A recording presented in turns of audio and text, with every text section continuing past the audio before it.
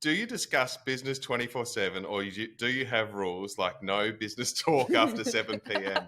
So hang on, you're answering that because I'm asking, is that right? It's up to you. No, you answer because I just asked. Look, I'm going to say that this has been a real point of challenge for us since I started the business. And I say that because when you start a business and you, as many of our listeners would understand, your heart, your blood, your sweat, your tears, your soul goes into it, and you live and breathe what you do.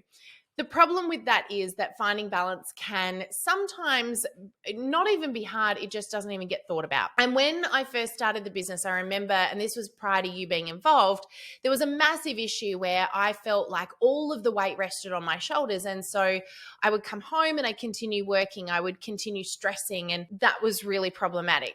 I would say that in the last 3 years, although there are times that are challenging, we are a lot better at this. And part of that came back to me setting my own boundaries for myself, which, as I've mentioned on this podcast before, one of those things is my phone doesn't come into the bedroom anymore.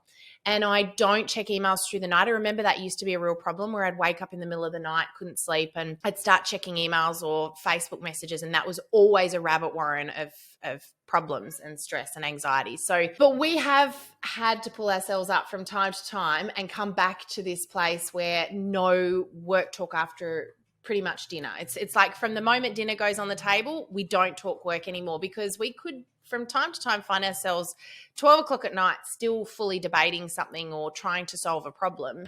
And then you go to bed and you can't sleep, or you're frustrated, or so that's my answer. Yeah, so it's really powerful to have those sort of rules. As Sam said, she had to stop bringing her phone to bed. And that was a challenge for us to figure out, because when you go through that process and you've got that phone in the bedroom, then somebody sends you a message and it can take your brain into that space, and the phone calls out to you.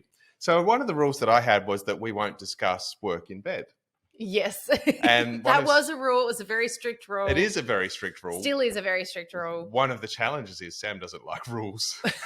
I try really hard, and it's a very good rule, and I like the rule when it relates to me, but when there's something I need to talk about, it makes it very hard. But that was an important one that you laid out. And you also said when we go away on the weekends as well, no work talk. Like from when we get in the car on Friday night to drive to wherever we're going, you would say that unless we section out, carve out a bit of time, like an hour on Saturday where it's just we can talk about something that we're working out, or we might be doing a live or something. Other than that, it's switch on, switch off. And I think we've actually got pretty good at that in the last 12 months. Yeah, exactly. And another friend of ours gave us some advice about date nights, for example. Oh, yes. And they laid out the challenge that if it's going to come out of our special date account, there must be no discussion about the children. There must be no discussion about work.